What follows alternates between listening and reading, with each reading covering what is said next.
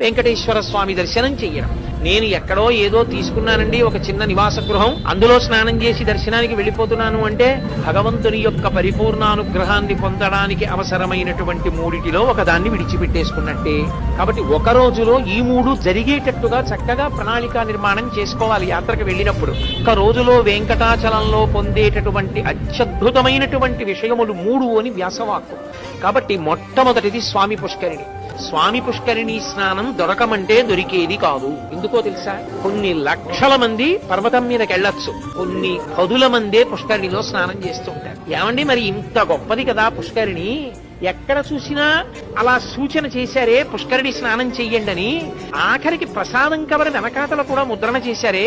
మరి ఎందుకండి స్వామి పుష్కరిణిలో అంతమంది స్నానం చేయరు, అన్ని లక్షల మంది ఎందుకు వెళ్ళరు స్నానానికంటే ఒక్కటే కారణం, అంత గొప్ప ఫలితాన్ని వీడికి కట్టబెట్టేయచ్చా అన్నది చూస్తాడు పరమేశ్వరుడు.